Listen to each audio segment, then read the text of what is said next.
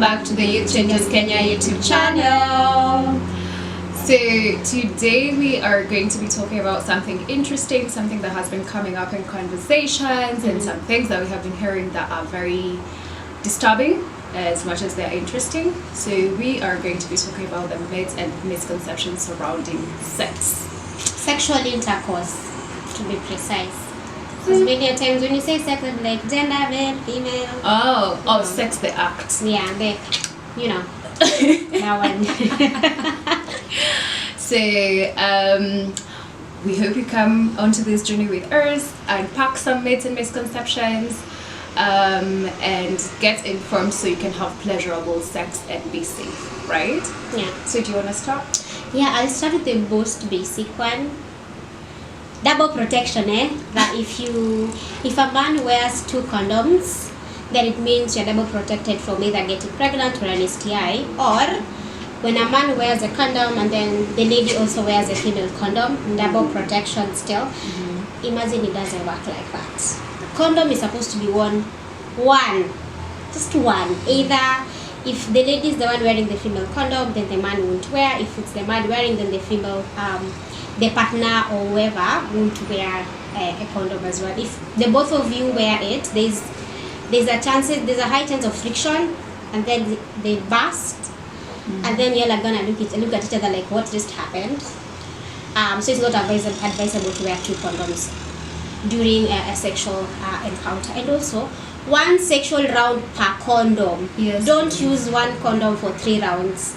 Each round needs to have its own condom. Thanks. I'm sorry.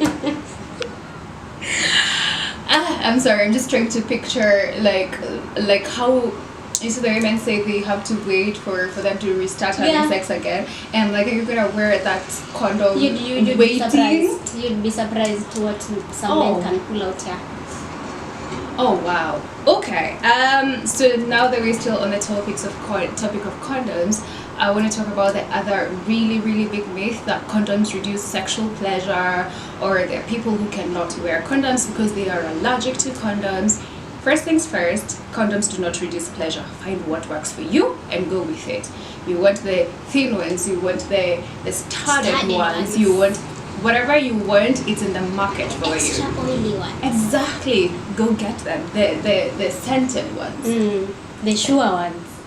Come on. I just had to. And also, there's no allergy to condoms. You are allergic to latex. If you're allergic to latex, then there's latex-free condoms. Go get yours. But do not lie to people just so you can go gallivanting and having unprotected sex and placing people in danger. Also, do not be lied to. So yeah, go get your condoms from the supermarket, from the chemist, from wherever. If you're like me, who will just go and pick packs from the supermarket, if people are watching and just check them out and be like, children, and then the children is asking the mom, what is that?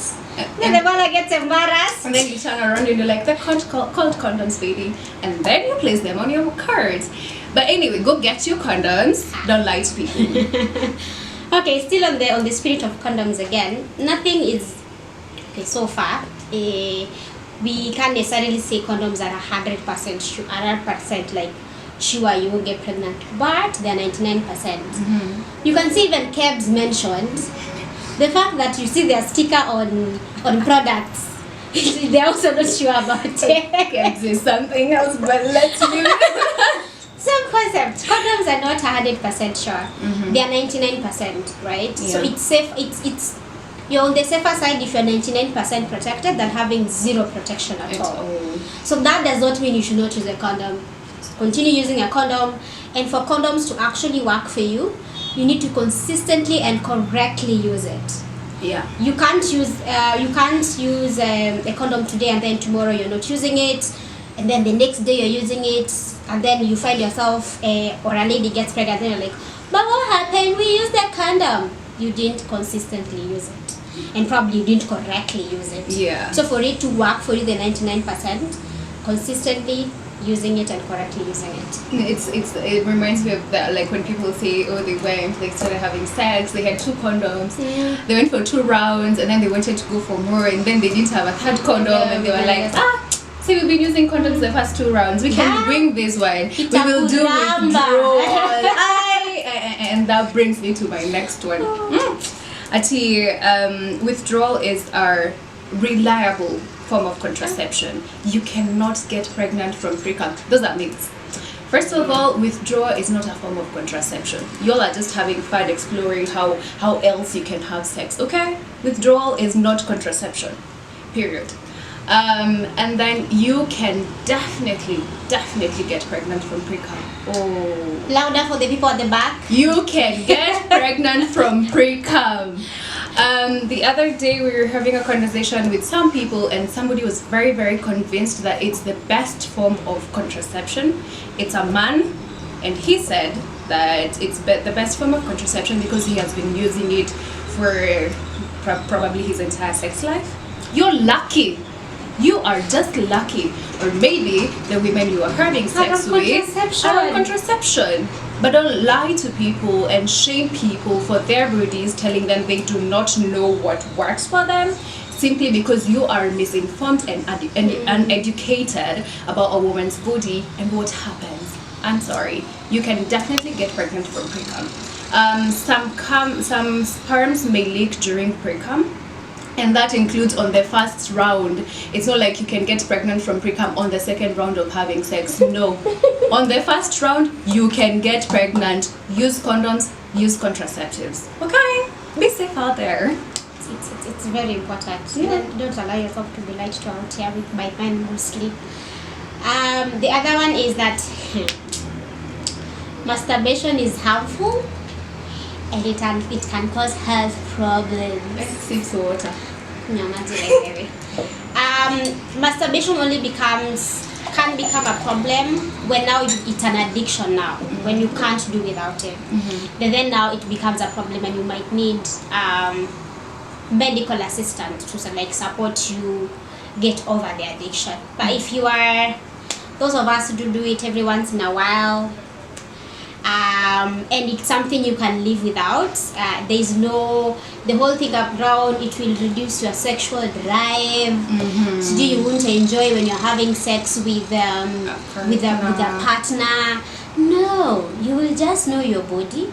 You will know what you like and what you don't like, and there's nothing wrong with being aware of what your pleasure points are when it comes to sex. I think that's a very important one, especially because the whole concept of masturbation being wrong comes from, one of the things it comes from is a narrative of shaming people about sexual pleasure. And we're not just having sex so we can get babies, we're supposed to be having sex so we can also learn ourselves, explore ourselves, have pleasure.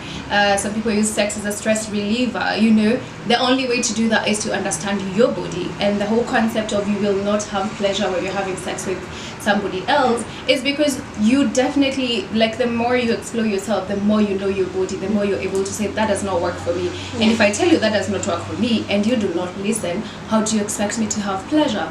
Also, the people who are having sex without knowing their bodies and are not having pleasure, but they do not know that they're not having pleasure.